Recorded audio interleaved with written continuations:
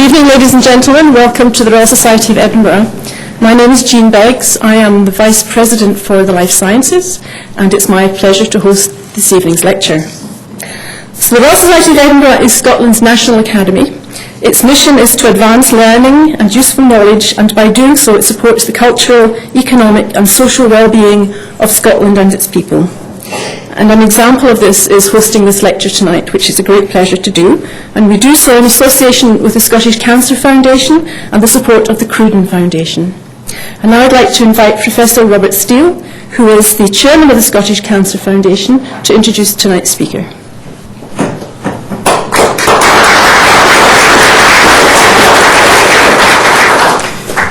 Thank you very much. And I think I'd like to just start by saying that the Scottish Cancer Foundation is very appreciative of the effort the Royal Society has put into organising this lecture, and also, of course, we are very grateful for the support of the Cruden Foundation, without which this lecture would not be possible.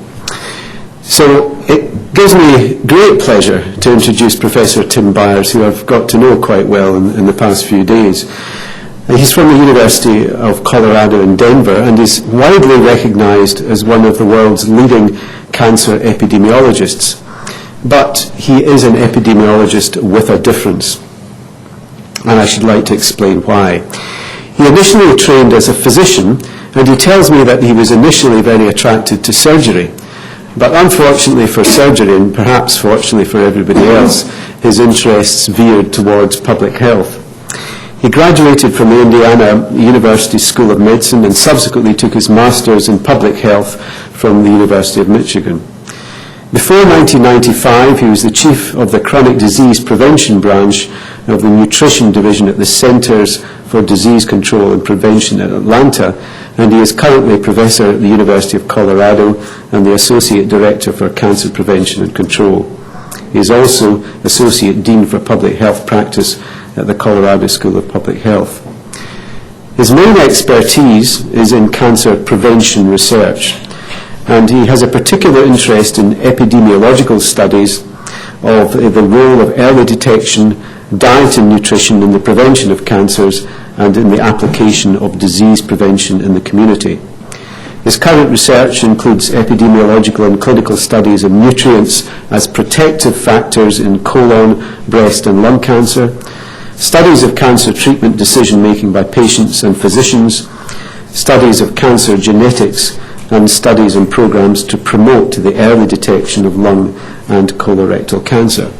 So you will see that although he has a reputation as an epidemiologist, he is what you might call an interventional epidemiologist. And I believe that there is no one better in the world to talk on how we can prevent cancer by the way we lead our lives.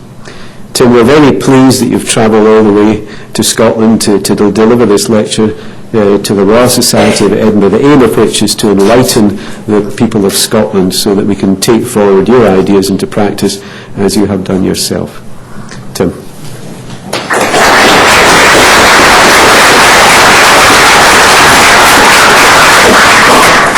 Thank you. It's very much an honor to be here with you this evening.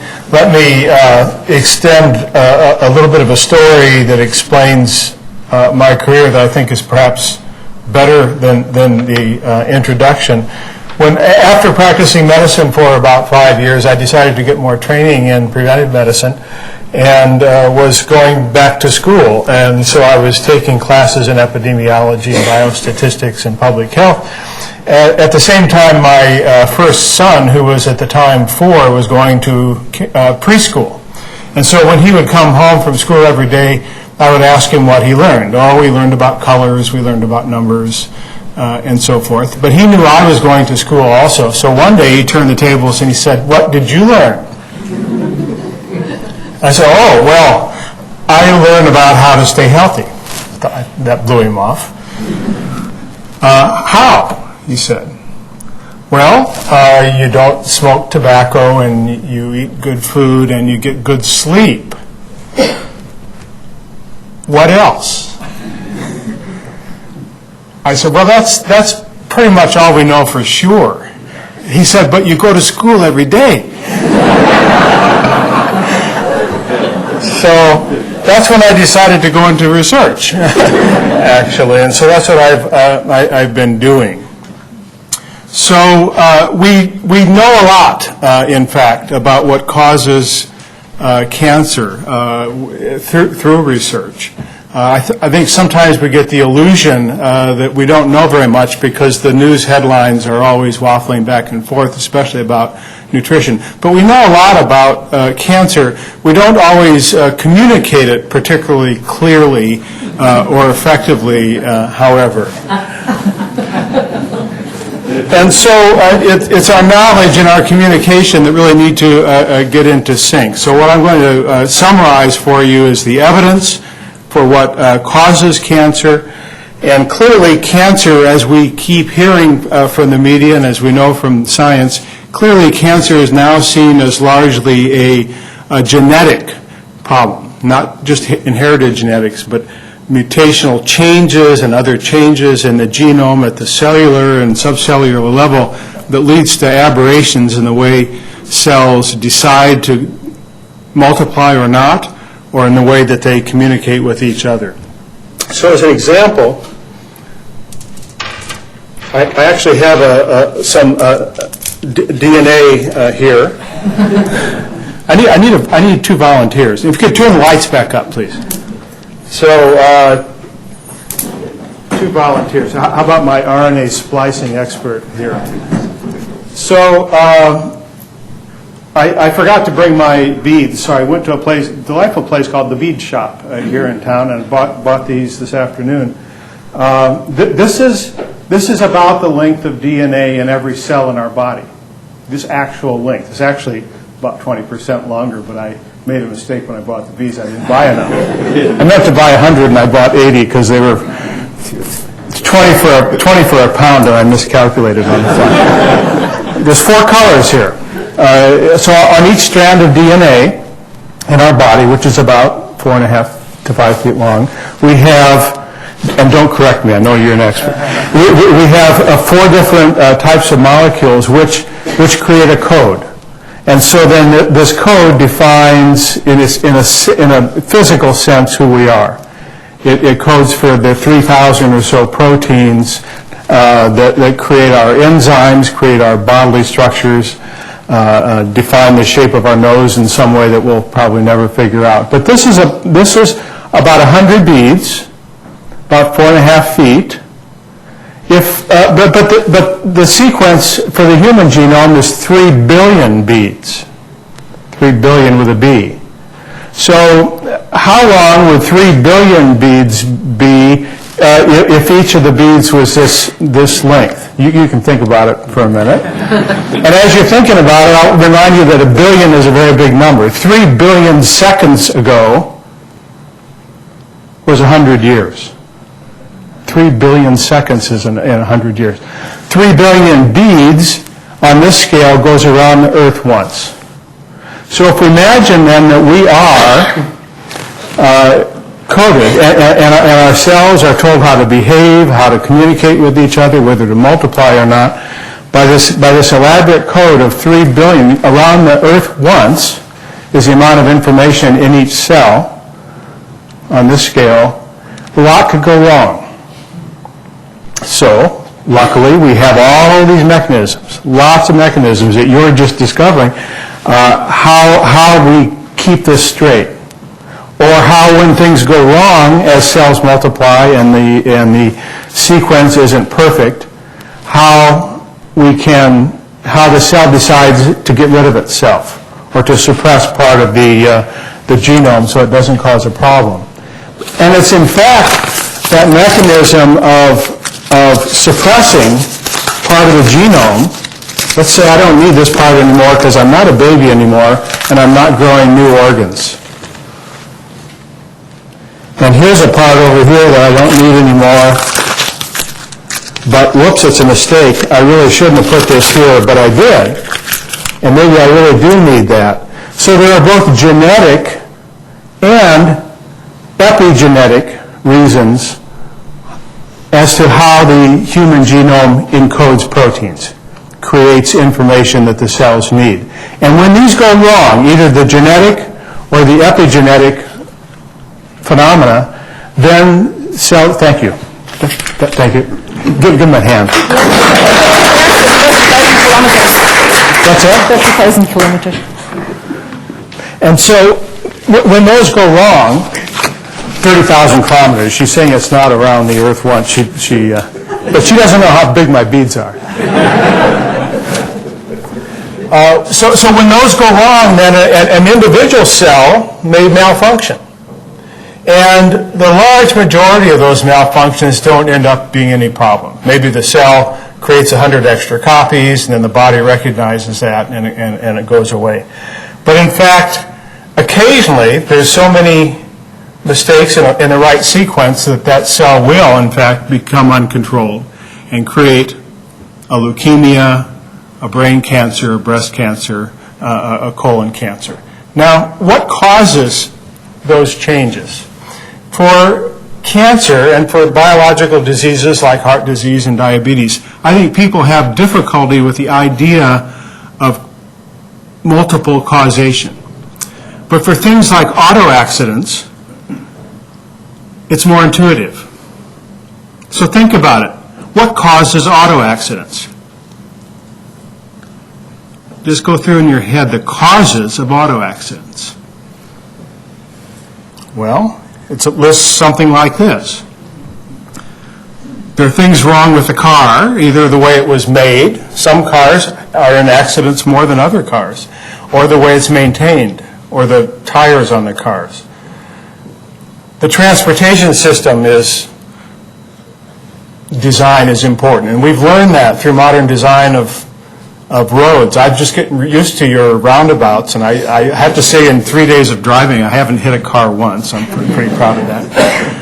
And the way roads are maintained, so a pothole can cause an accident. Driver factors, biologic factors, fall asleep. You have a bad neck, so you don't look far enough over your shoulder when you turn. You have impaired vision, or behavioral factors. You're listening to a cell phone, you're distracted or whatever. Weather and bad luck. In fact, bad luck causes cancer. There's a number of mutational events that happen in our cells all the time, and we're always repairing them. But eventually, by bad luck, some of us will get cancer. But there's many other factors. The vehicle factors are analogous to our inherited DNA. The maintenance factors are analogous to the way our DNA is repaired, or these epigenetic changes that happen across the genome to shut down parts of our DNA. And then the driver factors is largely what I'm going to be talking about today. The factors about our behavior, both individually with regard to individual choice and policy behaviors socially that do lead to cancer. First, I'm going to start with your local data. More than a quarter of all cancers in women are breast cancers, and about 13% of, if you look at men and women together, are colorectal cancer. So I'm going to focus mostly then on breast and colorectal cancer because these factors are important. And as it turns out, these two cancers, I think there's been the most research done on nutritional and other behavioral causes. So I'm going to use them as examples. But I'll be happy to take questions on other types of cancer as well. And in fact, I think the question and answer discussion period is the part I look forward to most. I once started a talk with questions, and we never got to the talk, and it was great. I loved it, but I decided, well, I will do a bit of a talk here. But this is really a preamble to your questions. Let's take a look at breast cancer first. The trends in breast cancer mortality in most developed countries are very much like here in Scotland. Mortality was stable to slowly increasing over the years until about 20 years ago when death rates began to come down. And this, I don't know what analyses have been done here in Scotland, but we've been seeing a very similar trend in the U.S. And our analysis is that the reasons for this are equal parts of better treatment and earlier diagnosis. So all the investments we made in the 1970s and 80s and early 90s in finding better treatments for breast cancer and in applying mammography, which we actually discovered in the 60s, in applying it large scale in the population has made an enormous difference. This decline in breast cancer mortality is not in large part due to lower risk of incidence. Since 2004, it's been a little bit lower risk of getting breast cancer, but this mortality decline is largely treatment and screening. Well, what do we know about risk factors for getting breast cancer? There's quite a long list. Obviously, age and gender are important. A woman's menstrual history is a correlate of her breast cancer risk, early onset of menses, late stopping of menses, so the longer the period during which menstrual cycles and ovulatory cycling are happening, the higher the risk. And regularity is important as well, but not in the way you might expect. Actually, irregular menstrual cycles are associated with lower risk, and that's probably because of failure of ovulation and less stimulation of breast tissues as a result of that. Pregnancy history is important. The more children, the lower risk. Age at first pregnancy, which is what AFP means here, is important. The earlier you have your first pregnancy, the lower the risk. So in the good old days of the 17th and 18th century, when women had lots of kids and they had them very early in life, that was actually good for breast cancer risk. It was bad for other things as well. Inherited genotypes important. About 5% of breast cancer is due to a particular mutation at a particular place in the genome, and that can be inherited where one of these beads is the wrong color. And because that happens in a critical protein that is important for DNA repair, then the DNA repair mechanisms in all the cells in the body malfunctions, and breast cancer and or ovarian cancer can happen. Taking hormone pills, we now know, causes breast cancer. We used to think that was actually a trade-off with heart disease. We now know it causes heart disease as well. So in large part, since about 2003, 2004, women have been decreasing their use of exogenous hormones substantially. And what we can see in the data is that then there's an almost immediate drop in incidence of breast cancer after women stopped taking hormones in such large amounts. And to me, that's very encouraging.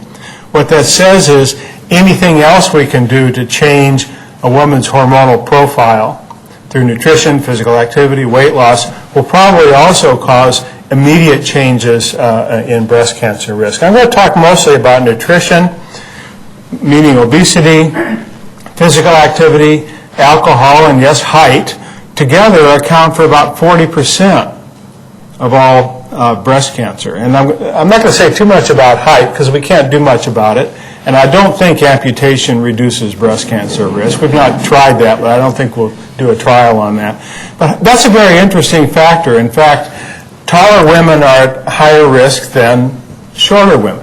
Now, it's not enough of a difference that we can say, well, if you're short enough, you don't need mammograms, and if you're tall enough, you need them more often, or anything like that. But there's a clear gradient in risk, and this is pointing to, I think, a hint that there are nutritional factors early in life that are important in setting up breast cancer tissue growth in such a way that there's susceptibilities to breast cancer. And this is something we need to remember as we make inferences about negative studies of diet and cancer later in life, that maybe we're not studying the right time period. So height is related, and I think it's a signal that there are probably early life nutritional factors that we don't yet fully understand. But obesity, physical activity, and alcohol are all factors that we've seen clear signals are relevant to breast cancer risk later in life, later in adult life.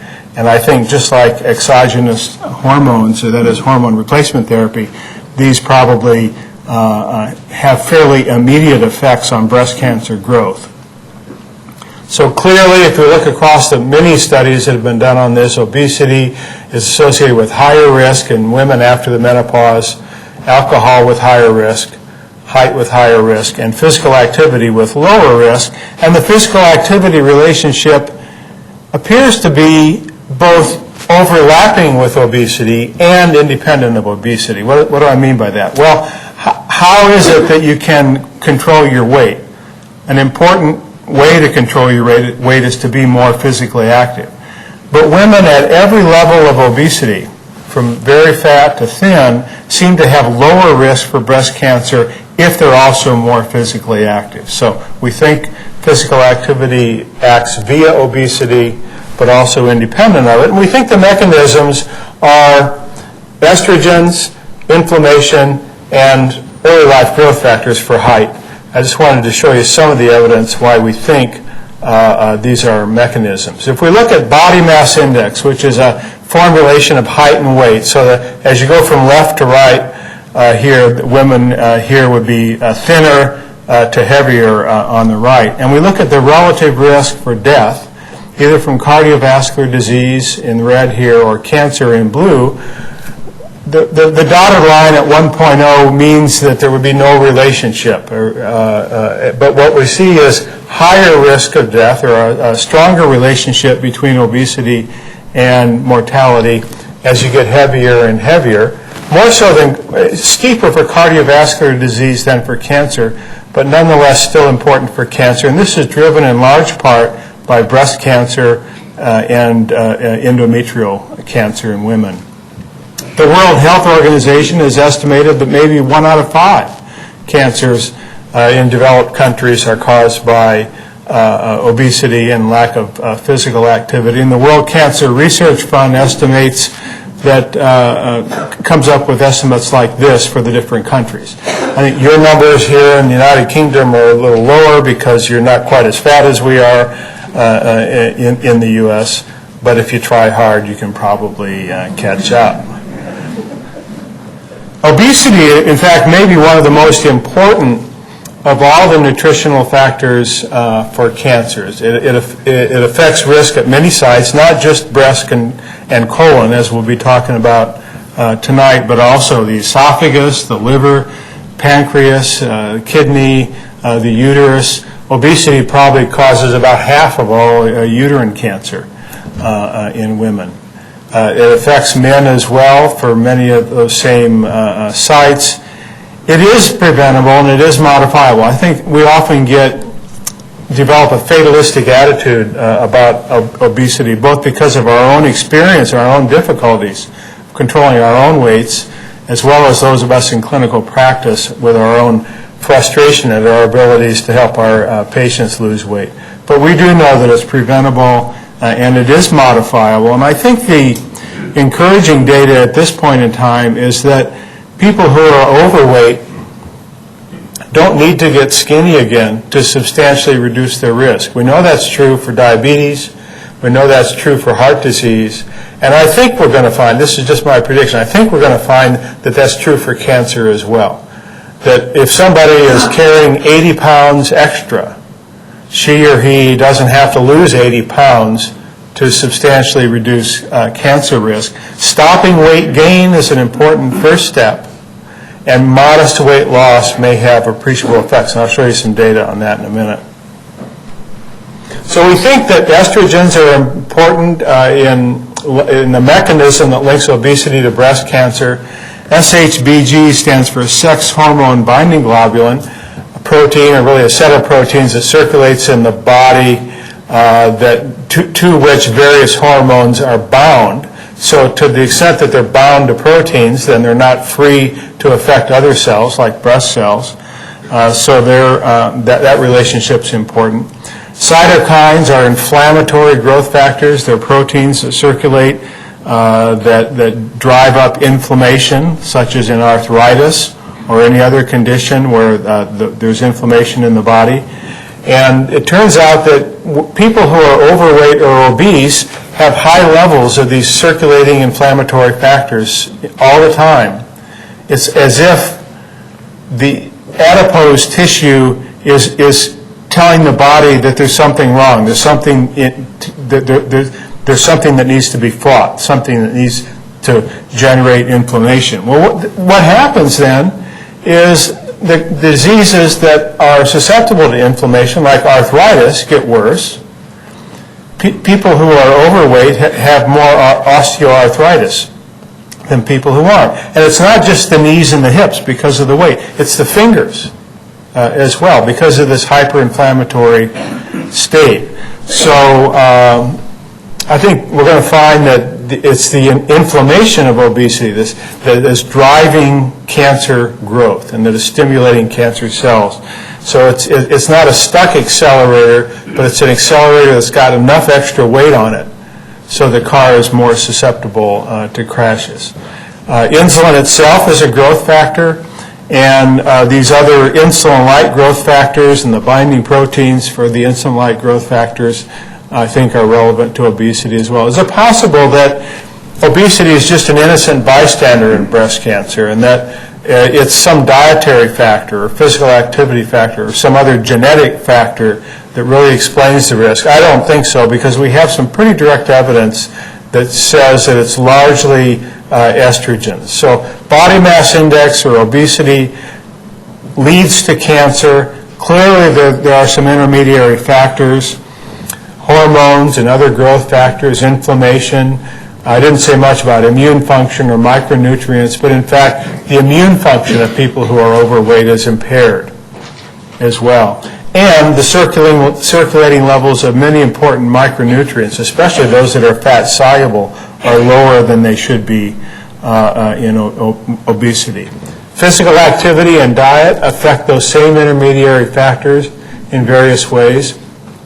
They can also directly affect cancer in ways that may not be related to these intermediary factors. So this is a complex web, but nonetheless, as we understand better the relationships between these various intermediary factors, I think we can better understand the causality between obesity and cancer risk. I think estrogens is probably clearly the right answer. I think inflammation is related as well. But clearly, we know that exogenous estrogens, that is, taking estrogens as pills with hormone replacement therapy, does increase breast cancer risk, and we now have large randomized controlled trials that prove that. Well, what's a randomized trial? You take a bunch of people, and you ask them if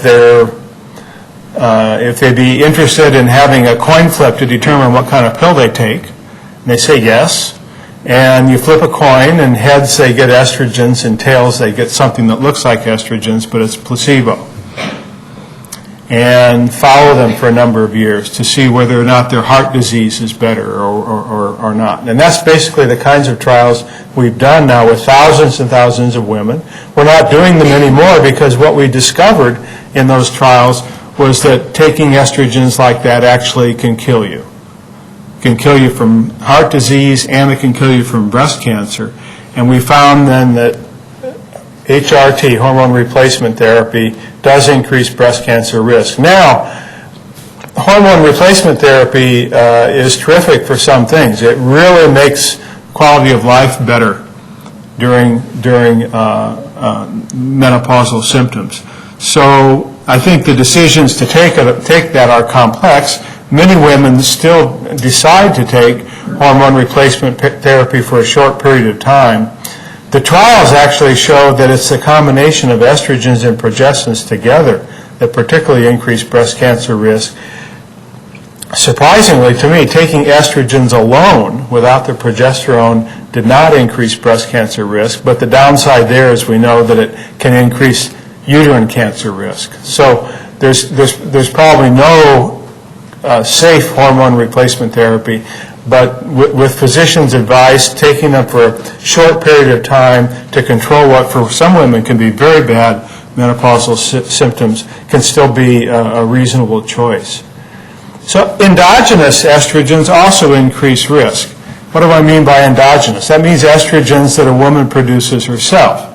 Now the ovary makes estrogens, but when the ovaries stop at menopause, estrogen production continues in the body at a lower level in fat tissue. Adipose tissue has the ability to convert other substances circulating in the body to estrogens.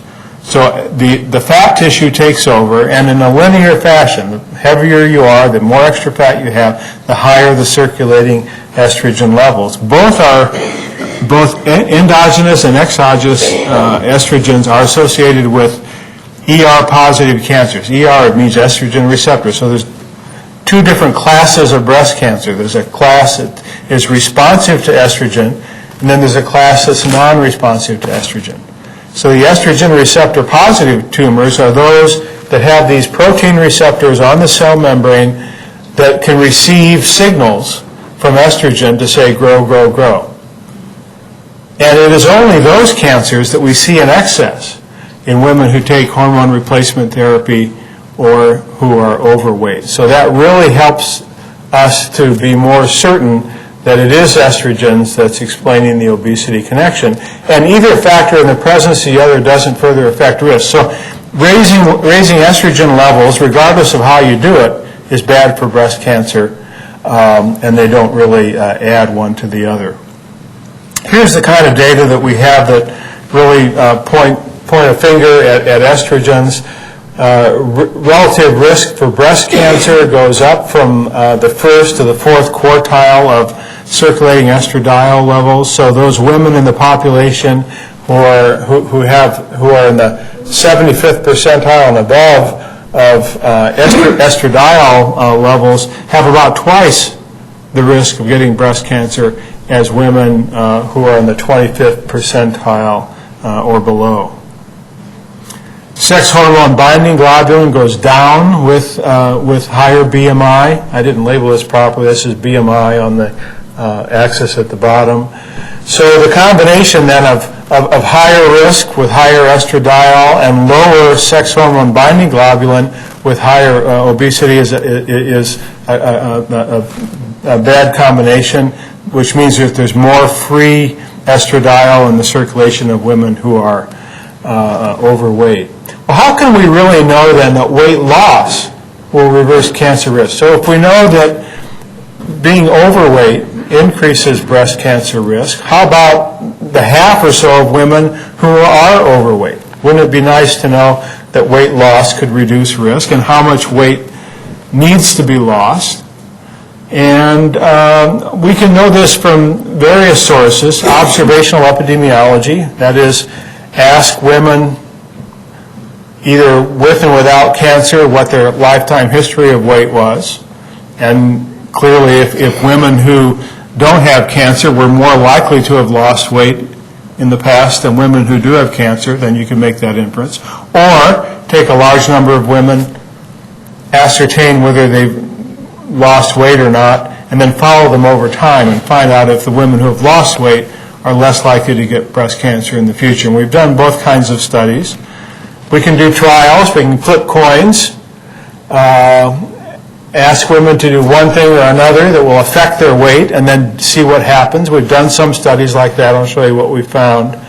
And finally, we can try to develop a better understanding of these factors like estrogen and inflammation and how they relate to body weight and cancer, even from small trials. Here's the kind of evidence we have just from asking women about lifetime weight loss. For women who have lost and maintained more than a 10-kilo change in weight, the relative risk of breast cancer is about half of what it is for women who have lost little weight or gained weight over time. And of course then, who are these women who have lost 10 kilos and kept it off? Is it just the weight loss? Or is it anything else that they've done? And that's where studies like this fall short.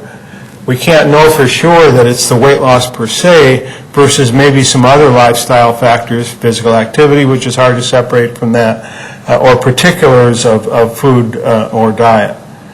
But we have evidence from fairly dramatic weight loss that happens after bariatric surgery. This is a Swedish trial where they flipped a coin and women or men got either gastric surgery for weight loss or medical management. fairly dramatic 20 to 30% range weight losses, followed these people for 15 years, and found about 40% lower risk of cancer in women. The interesting thing that is yet unexplained is both in this study and in a similar study, randomized trial of bariatric surgery in the U.S., we found no effect on cancer among men, even though men have also gotten substantial weight loss from bariatric surgery. So this drop in risk among women included breast cancer, but it also included several other cancers as well. But the encouraging thing, at least for women here, is that these differences, or this drop in cancer risk with substantial weight loss, seemed to happen fairly early in the process. You didn't have to wait 10 or 15 years. They actually saw a drop in cancer risk that was fairly immediate from that level of weight loss. How about lower levels of weight loss? Well, we've done other kinds of trials. The Women's Health Initiative trial was a coin flip study in which we intervened on about 20,000 women with a low-fat diet. This trial was organized back in the 1980s, back when we thought that high-fat and low-fat diets made a difference for breast cancer. We now know that they don't, that there is a relationship between fat and breast cancer, but it's the fat that you hold in your body, not the amount of fat in your diet, that is most relevant. So after 6 years of a low-fat diet versus a control diet, there was only about a 2-pound weight difference, and really tiny differences in other biomarkers of heart disease risk. And what they found was 9% lower breast cancer incidence, but it was not statistically significant despite this being a huge study. And this study was largely regarded as a failure. And I think, in fact, it did show that low-fat diets don't substantially affect breast cancer risk. But you have to wonder whether or not this 2-pound difference might make a little difference in risk, and it might account for the 9% lower breast cancer incidence. There's a couple other studies that I want to show you that are about after cancer, after breast cancer. Instead of prevention studies, they're studies on cancer survivors. And I think the contrast is interesting. We've had hundreds of studies in prevention, only a few studies of the nutritional determinants of surviving or of recurrence after cancer. There's a lot of evidence for one, little evidence for the other. Really modest interest in behavior change in the general population in whom we want to do prevention studies, but there's really a keen interest in behavioral change, and many people after cancer have a huge change in their lifestyle towards vegetarianism or intense exercise, lots of other changes, including in spiritual dimensions after cancer. Little commercial interest in cancer prevention, but a lot of commercial interest, and I would actually say, at least in the U.S., commercial exploitation of cancer survivors in this nutrition realm. Well, what do we know about survivorship? Well, turns out that obesity is a risk factor for getting cancer, but it's also a risk factor for cancer coming back. So among women who are obese at the point of diagnosis of cancer, and in the U.S. that's about half of women, because obesity increases risk of getting cancer, and a lot of women and men as well are obese.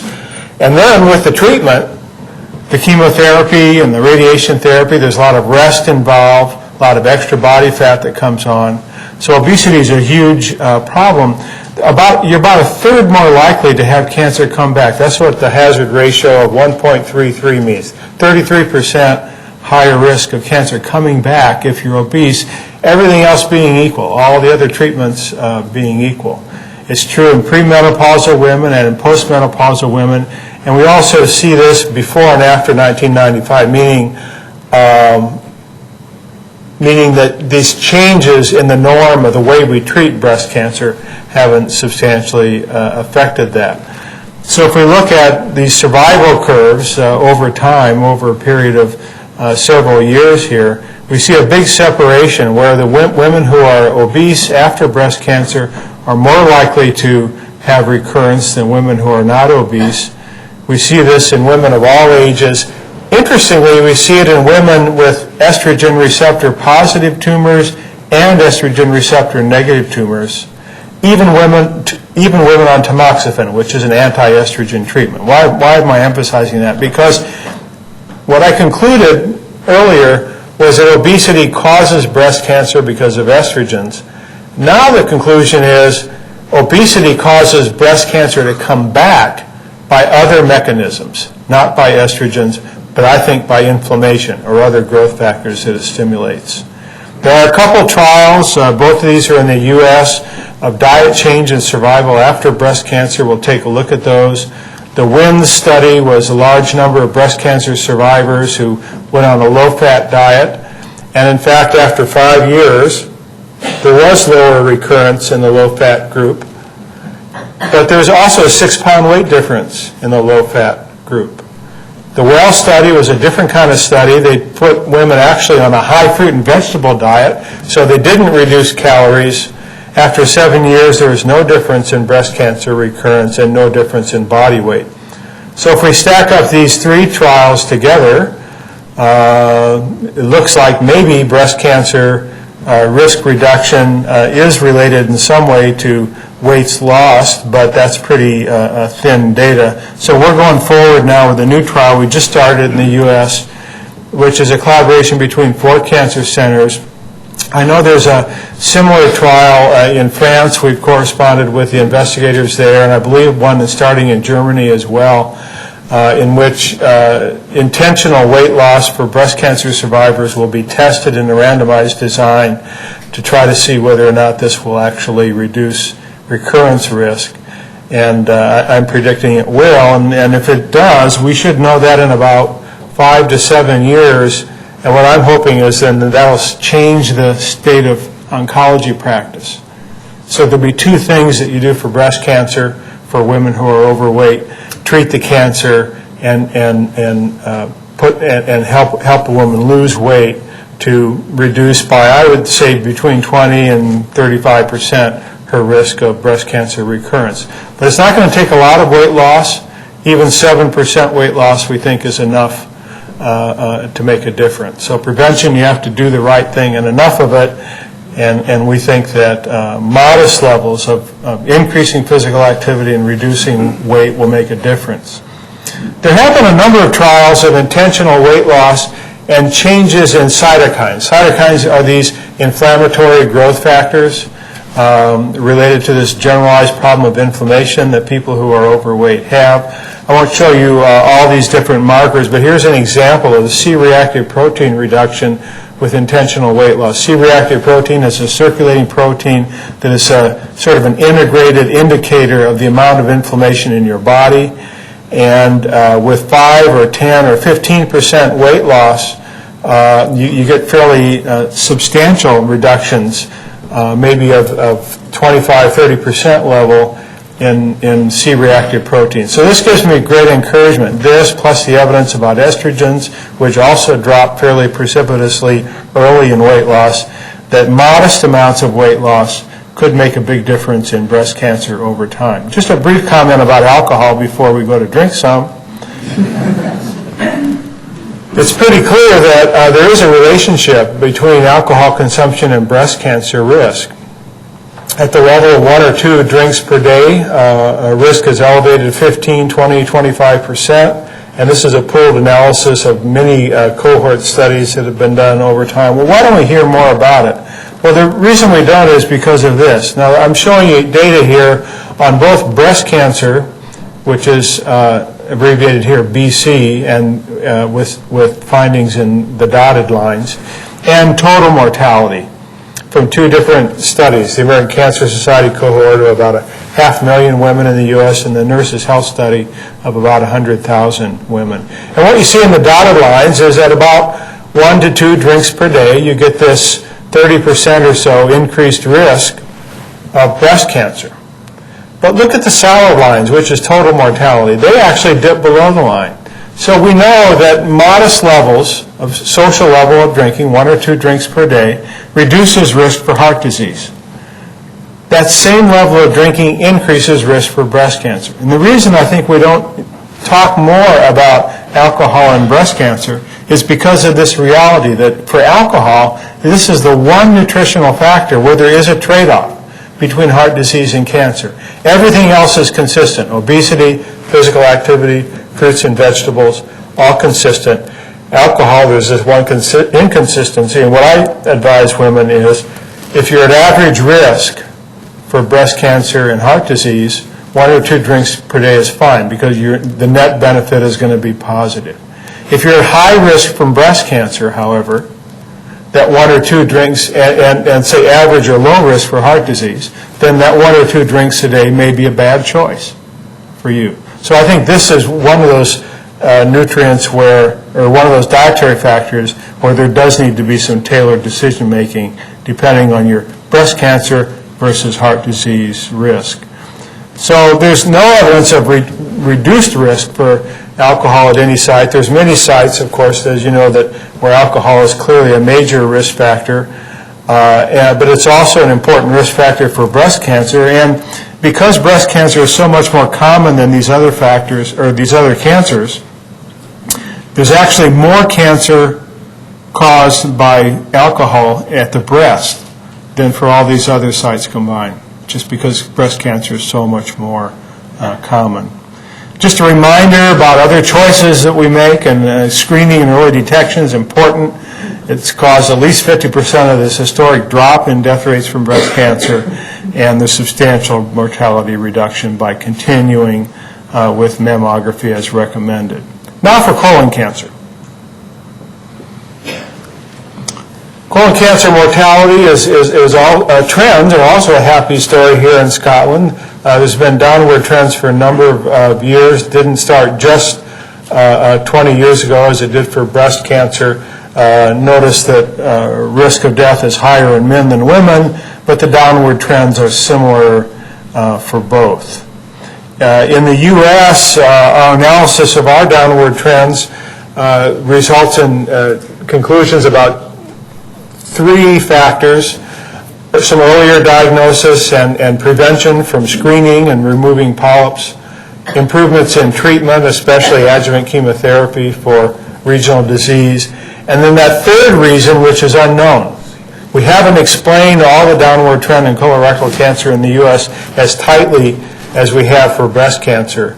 There appears to be some unknown reasons as well. There's lots of risk factors for colorectal cancer: obesity, physical inactivity, fruit and vegetable, and I'll add to that cereal fiber intake, and red meats.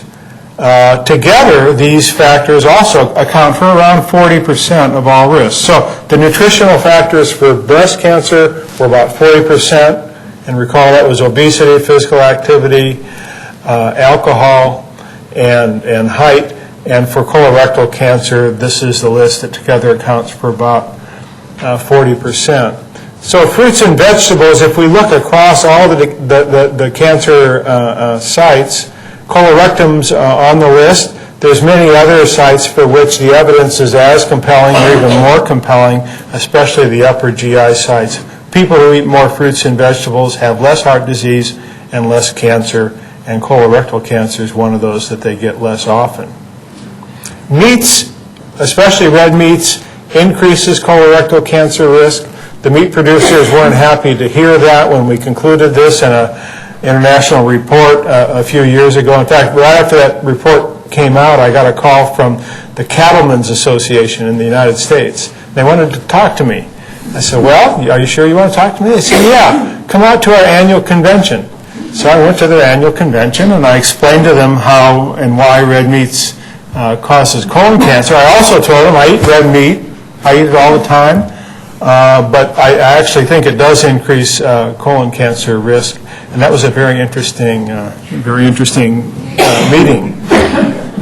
Beef, pork, lamb, goat, other so-called red meats. White meats don't so much. Neither white meats nor fish are associated with increased colorectal cancer risk, and processed meats listed here increased colorectal cancer risk as well. This is a plot of the different studies. Each of the boxes shows the relative risk, and then the lines coming out from the boxes are the statistical confidence bounds for a set of studies that have looked at high versus low meat intake, and across these studies, high and low is defined differently, but high might mean, like 3 times a day you're eating some type of meat, and low might mean something like every other day you will eat meat.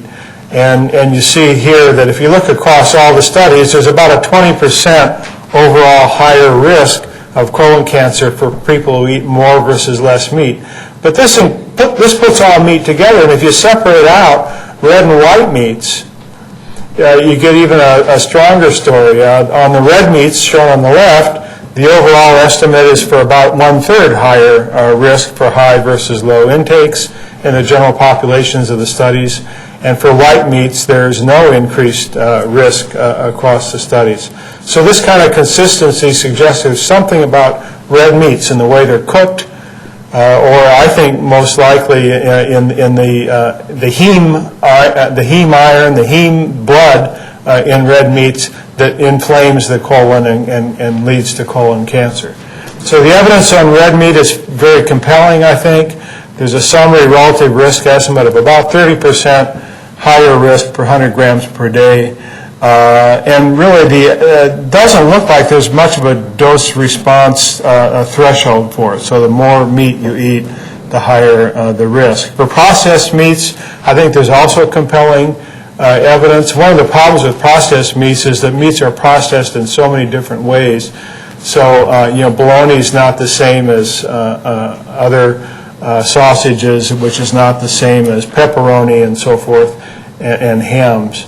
The mechanisms linking meat to colon cancer aren't known for sure, but it looks like heme iron is one of the culprits, because it increases cellular turnover and proliferation within the colon. We do know that cooking methods can create carcinogenic compounds, either from high temperature itself or from the combustion byproducts of the smoke, depending on how you cook your meats. And we also know that the processing methods can create chemical carcinogens. Obesity is also a risk factor for colorectal cancer. It's not as strong as for breast cancer. It probably only explains of the order of 10% of all colon cancer, whereas obesity explains more like 20% of all breast cancer. But nonetheless, it's important. I think probably because of cytokines and other growth factors. But I still have kind of a question mark as to whether or not obesity might be an innocent bystander for colon cancer. There's so many aspects of diet and physical activity that are related to colon cancer risk that I think I'm less certain for colon cancer that obesity is an independent risk factor than I am for breast cancer. And that's in part because of physical activity. Across the colon cancer studies, physical activity is consistently shown to be associated with lower risk. And you don't have to be a marathoner to get this benefit. Getting off the couch seems to help. Modest levels of walking. So the more physical activity, the better, and then it kind of plateaus off. But that difference between being really just sedentary, where many of us are, and walking half an hour, 45 minutes a day briskly, that seems to explain a lot of this difference. The mechanism isn't clear, whether it improves bowel function or whether it reduces inflammation. We don't know. Here's how we exercise in America. We get on the escalator and we go to the 24-hour fitness center, or we walk our dog. I don't know how you do it here. There's a lot of ways to prevent colon cancer through exercise, weight control, reducing red meats, increasing fruits and vegetables and cereals, chemo prevention through taking aspirin or other non-steroidal inflammatories. But removing adenomas is the big way to do it. So there's a long list of good things we can do for our health and our colon, and I would say that these get largely trumped if we find and remove polyps, which are adenomas. Through screening, there's probably up to, I'd say, a 60% mortality reduction, depending on the screening method you use. Looking for blood in the stool is good, and that works. That's in the 20% range. looking and finding adenomas or polyps is better, and I think it's more in the 60% range. So polyps grow over a period of 10 to 15 years. It starts with a little mutational events in the mucosa of the colon. The small polyps grow into larger polyps. Eventually, a cancer will form within a polyp, and then the cancer eats up the polyp as it grows into the colon. That means that there's a long period of time in which we can find and remove adenomas. This small little box of time on the left here is where we've done all of our trials to try to prevent adenomas. This 3-year period between finding a polyp, removing it, and then knowing somebody's going to come back in 3 years to have us look again. And then so we randomize them and put them on different things: cereal fiber, folic acid, fruit and vegetable diet, calcium, aspirin, selenium. So there's lots of trials that have been done. Most of them have shown that cereal fiber, antioxidant supplements, folic acid, low-fat, high-fruit and vegetable diet didn't make any difference in that early period, 1 to 3 years. But calcium and aspirin did reduce incidence of new polyps in that early period, and selenium trials are underway. So here's the bottom line, and then I'll close, and then please, I hope you have questions and discussion. There's nothing revolutionary here. You've heard it in dietary advice before. But there is evidence, not only for association, but I think for causal connections between maintaining a healthy weight, or if we're not at a healthy weight, achieving and maintaining some degree of weight loss. I think we get really discouraged sometimes because we're carrying 20 pounds or 30 pounds or 40 pounds too much, knowing that we're not going to lose 40 pounds, that we just say, well, the heck with it, I'll never be thin. I think stopping weight gain and having modest levels of weight loss improves not only diabetes and heart disease risk factors, but I think cancer as well. So the daily choices related to that and related to being physically active, I think, are important for breast and colon cancer. Engaging, now we're not talking about doing marathon training here. 30 minutes of moderate to vigorous physical activity, just enough to get your heart rate up and a little bit of sweating, is what it takes on most days of the week. And if you're able to do more, that's fine. You probably get more benefit. But getting off the couch is important. Consuming a healthful diet of types that you've read about and know about, especially vegetables and fruits and whole grains. I think it's important to limit consumption of processed and red meats for a number of reasons, including colorectal cancer risk. And if you drink alcohol, do it in moderation. As I said, that's the one factor where there is a trade-off, for women at least, between cancer and heart disease. I put in a few slides on lung cancer, but because of the time, I'm going to skip over those and just say that it's an honor for me to be here, and I very much look forward to your questions and discussion. Thank you.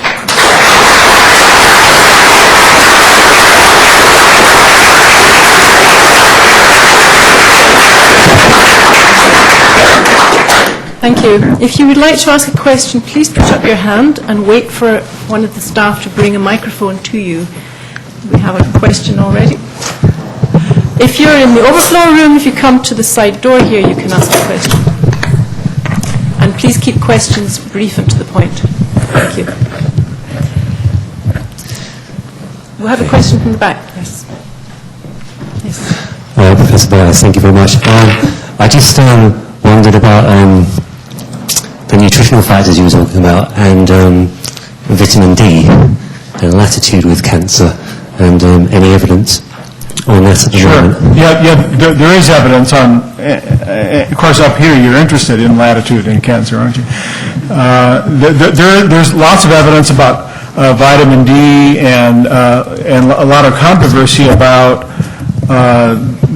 really the scientific basis for our current thinking about what adequate levels are. Because we know that circulating vitamin D levels are lower in the winter than in the summer. They're lower in higher latitude countries than lower. They're lower among darker skinned people than lighter skinned people. And at the same time, they're associated with how much vitamin D you take in your diet and how fat you are, because obesity is also associated with lower circulating vitamin D. So I didn't really cover that, because I think that when I list what I think are the important nutritional risk factors for either breast cancer or colon cancer, vitamin D is very low on the list. So vitamin D may end up being relevant for one or the other of these cancers. I think if it is, it would be colon cancer and not breast cancer. But I think it's a very small player compared to body weight and physical activity and alcohol. Good question here.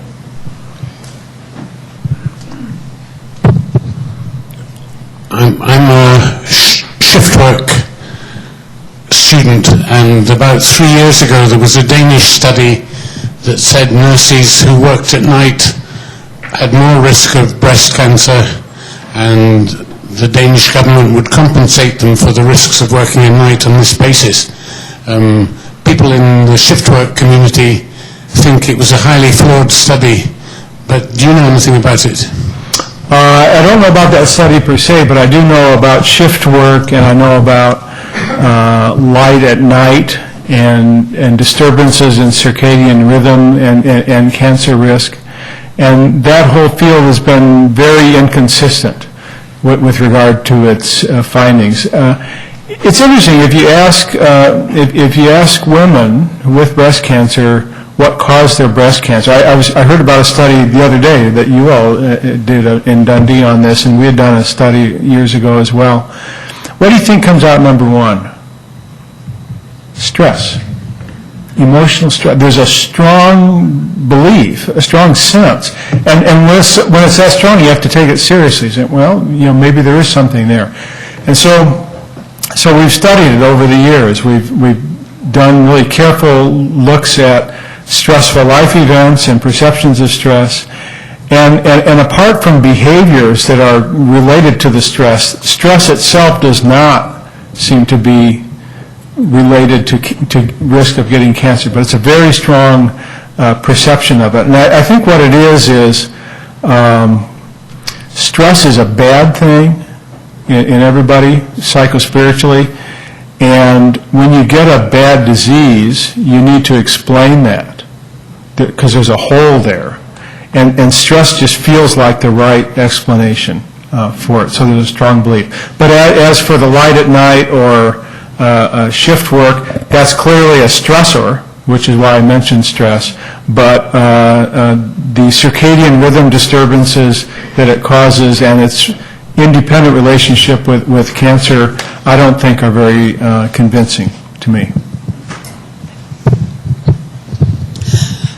I was interested in your graph showing the relation between taking alcohol and the incidence of breast cancer. That's all quite believable, but then it looked as though at the high end of the graph, if you drank a lot, then your risk of breast cancer dropped to zero. Now, I didn't really believe that, and can you explain that funny point? Dropped to zero or just came down a little? Came down a lot. Okay. I don't think that's...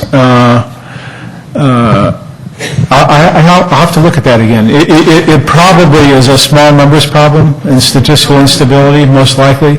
The other possibility, of course, is that at the very high end, I forget how high that went, but at the very high end of alcohol drinking and alcoholism, then there are competing causes for mortality, liver disease and accidents and so forth. Just don't care anymore. Yeah, you don't need your mammograms and such. Firstly, can I say that I wish as a medical student someone had brought a string of beads in and I might have understood DNA a bit better. Did they have DNA when you were a medical student? Well, yeah. I think Watson and Crick were in the year above me. And I was interested to hear you comment that in breast cancer, when you reverse obesity, even to a small extent, the improvement begins really quite quickly in a relatively short period of time. And one thinks of smoking causing lung cancer over a long period of time with the chronic exposure to the carcinogen. Given that we are seeing improvement in breast cancer risk, in a short period of time. Is that just because of removal of the carcinogen, i.e. there being extra adipose tissue that makes estrogen, or do you think something in your beets, do you think the repair mechanisms kick in better? I'm just curious if you can explain why I answer it quickly. That's an excellent question. Let me paint a broad picture first. I think what's happening is a bit of a paradigm shift in how we're thinking about cancer. I think if you look at the data from a lot of places, including, for instance, the beta-carotene trial, where we gave high doses of beta-carotene to prevent lung cancer, and it caused lung cancer. It caused lung cancer within 2 years, which blew us all away. Well, first of all, it went the wrong direction. That blew us away, too. But right away, nobody thought you could cause lung cancer in 2 years because the paradigm was that it had this long thing, like with tobacco. So I think there's a paradigm shift happening, and I think it's with breast cancer as well, where we're beginning to think in terms of there's a lot of little cancers out there whose growth we can either stimulate or not and create fairly short-term both benefits and adverse effects. With tamoxifen, tamoxifen is an anti-estrogen drug that we've used now for a long time to treat estrogen receptor positive breast cancer. Well, women who have estrogen receptor positive breast cancer were put into randomized controlled trials years ago, and guess what? They have another breast. Wow, let's look in that other breast. What's going on there? Their risk for breast cancer, for getting new breast cancer, dropped fairly immediately when they took tamoxifen. So with hormone replacement therapy, risk drops. With estrogen receptor blockage treatment, risk drops immediately. With beta-carotene lung cancer, risk increases. We've done folate trials now where we show fairly immediate effects that can be adverse with high doses of folate on cancer risk. I think we're kind of in a paradigm shift now that says you don't have to have these long latency periods between either good or bad effects on cancer, and it's probably because there's indolent cancer that many of us have. We know that's true from autopsy studies. Prostate is the classic example. I probably have prostate cancer right now, but it'll probably not grow. So if I do get a clinical prostate cancer sometime 10 years from now, is that because I have prostate cancer now, or is that because of something else that happened down the road? I think what our thinking now is that those other things that happen that either drive or suppress cancer are the most relevant things that we can deal with. Okay, question here. Hi. A lot of what you said was really reassuring for me as a cancer health educator, especially about the effect of weight post-treatment and cancer recurrence. I tend to kind of liken it to you don't have to fit yourself into your wedding dress, you just have to act like somebody who's trying to get there for that.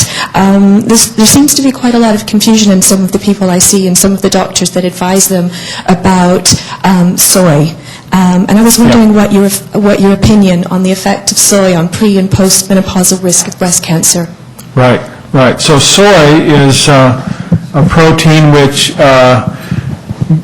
behaves like an estrogen and like an anti-estrogen. So, well, what do I mean by an anti-estrogen? Well, tamoxifen, I mentioned, is an anti-estrogen drug that basically attaches to those receptors on the cell membrane, the same receptors that the estrogens attach to, but because it's attached and providing only a weak signal to the cell to divide, its effect is anti-estrogen because it's getting in the way.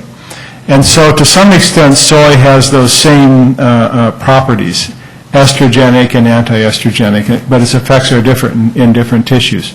So in general, then if soy can be somewhat anti-estrogenic, wouldn't that be a good thing? Well, for a breast cancer survivor who has had an estrogen receptor positive breast cancer, and who then, after treatment, the name of the game is to do everything possible to keep those residual cells quiet.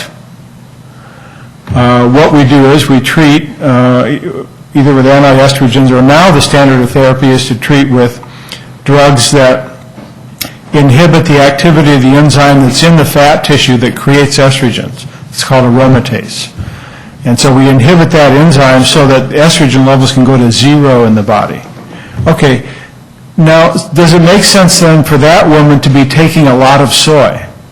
I think probably not, and most breast oncologists say not. Why? Well, because you don't want to you don't want to have any kind of an estrogen signal driving those breast cells. You don't want them to see anything that looks like estrogen. So I think for breast cancer survivors, the typical advice is to, little soy is okay, but a lot is not.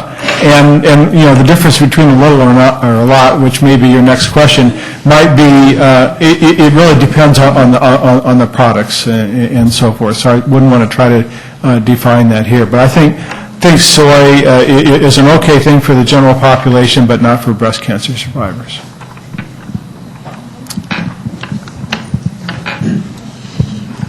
I was wondering what the implications of your findings are for government policy, and not just in regard to the food lobby, but in the way we design our towns and cities to encourage people to take more exercise.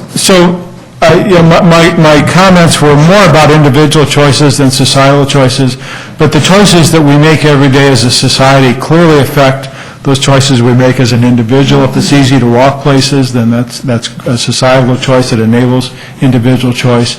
If a healthy food is the default food you have in your school or your institution or your community, then that's a healthy choice. So I didn't speak so much on policy, but in America, there's this political tension about policy that goes like this. It says, don't tell me what to do, I want to be independent. There's this independence problem we have. And, but independent for what? And so what the struggle we're working on is around city design and food system design to allow people to be independently healthy in the choices that they make. And that's very much a political struggle. We have a question in the middle, please. Down this way, lady in the middle. Yes. May I go back, please, to the previous question about soy? Because as the librarian at Maggie Centre, you will be pleased to know that we have more books taken out on nutrition than on any other subject. So that's where I want to come back to soy. Good. 5 years ago, I was constantly being asked for books about tofu. And we had a number of books, Can't Believe It's Tofu, and other books like that. Now, I Can't Believe It's Tofu? So yeah, that's right. There was a book called I Can't Believe It's Tofu. But anyway, but books on the subject of tofu. We had very few books prior to that. And now we're getting no questions at all about soy tofu. I can't remember when I last had questions on the subject. And a lot of the research that I think has taken place over recent years has connected tofu as not being reliable when you're taking tamoxifen. Is that right? Because of what you answered. Yes, because it provides an estrogen stimulus. I'm even more concerned about soy in the context of aromatase inhibitors, not tamoxifen, but the other drugs whose purpose is to get estrogen levels down to zero. Why? Well, because with tamoxifen, the drug is blocking the receptors on the cell. But with the aromatase inhibitors, there's no blockage of the receptors, there's just no estrogen. And so I think that's a wide open invitation for estrogen stimulation by soy. Now, a little bit of soy is probably okay. I mean, there's soy additives in all kinds of foods. Bologna's got a lot of soy in it. But what I'm particularly concerned about are the women who are breast cancer survivors with estrogen receptor positive tumors on aromatase taking larger doses, drinking soy milk, tofu. There's the powder that you can put in drinks. There's this idea that if a little bit is good, a lot's got to be better, and we now know in nutrition that a lot is usually a bad idea. But it's the other cancers I'm really asking about, Okay. not just breast cancer. Well, I don't think there's any biological reason for me to be concerned about soy or tofu with other cancers that aren't driven by estrogens. So I'm not so worried about that. But it's interesting that this apparent fad has gone away, that there's less interest in it.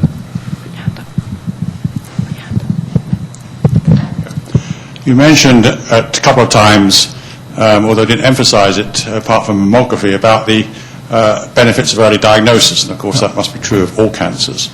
I've recently gone through bowel screening, and I won't go into details, but it was very positive in the sense that it detected very early stages of dysplasia in a polyp. What is the evidence for bowel screening or colorectal screening?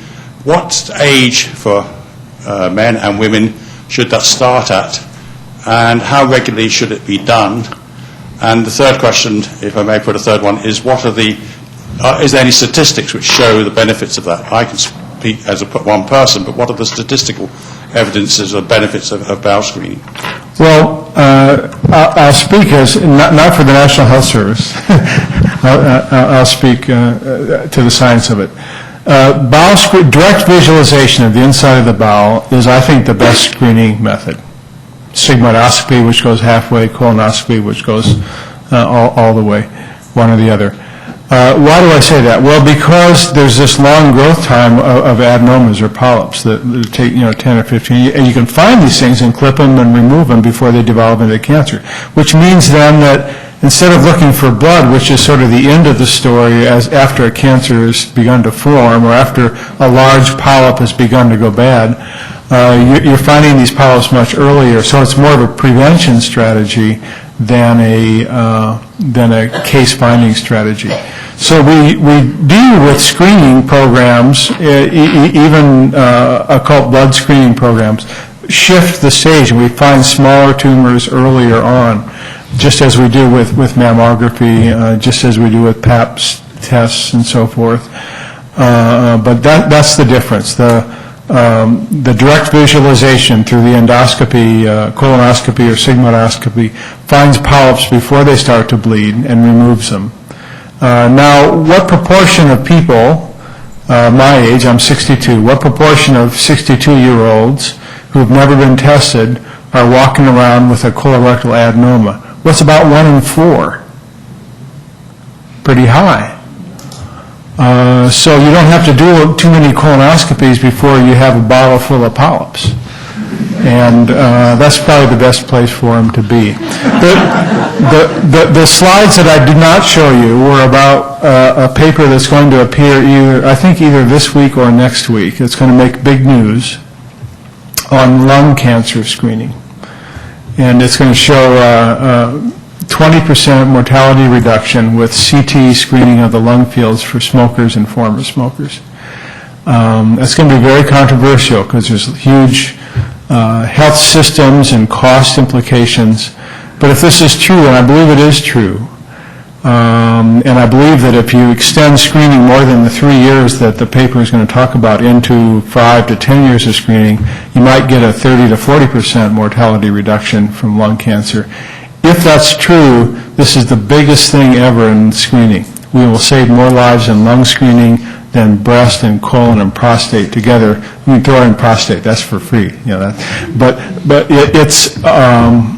it's going to be a huge deal. I'll just mention this in passing, but look for that in the news. That's going to be the big new screening test, and then we're going to have to come to grips with how to deal with that. Both in America and here and elsewhere. What are the trade-offs if we do decide to start doing lung screening? Yeah. I think we make this the last question. Okay. You've mentioned certain things to do with screening for colon cancer, but in the press in recent years there have been comments about eating things like blueberries regularly and evidence supposedly that they would actually reduce polyps that were present. Is there any evidence for this? Is it worth eating these blueberries? I don't think so. I don't think that there's any particular superfoods like that that reduce polyps if present. There's a tendency in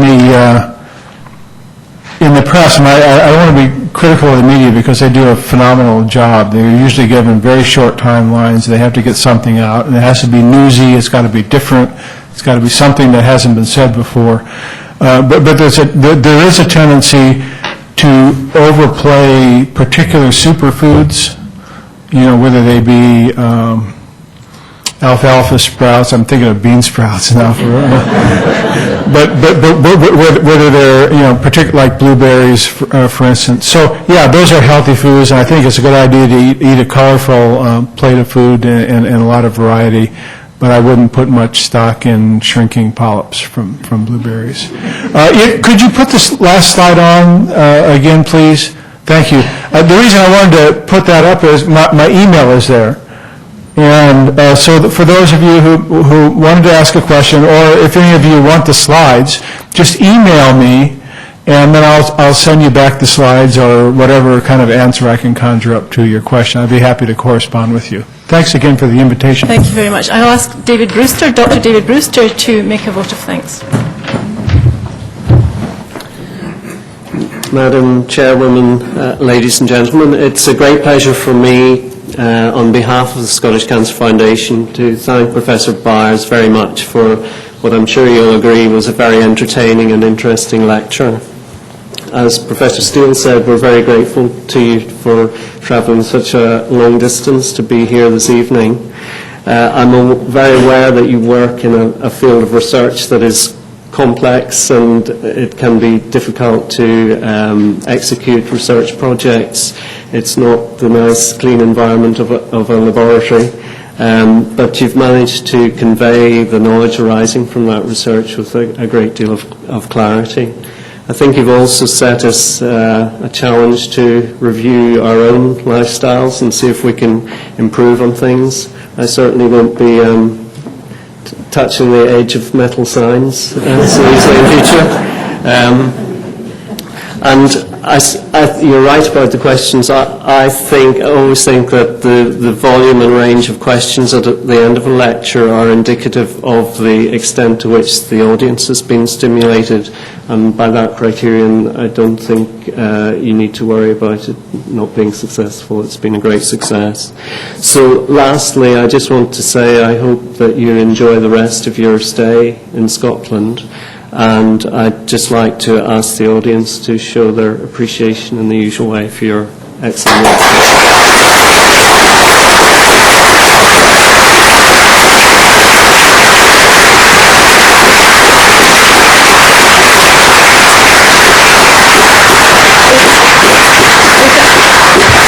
If anyone would like to make a booking for a future event, the RSE event staff are in the reception area. And I would like to finish by thanking the Scottish Cancer Foundation and the Cruden Foundation for supporting this event. And thank you for coming. Thank you.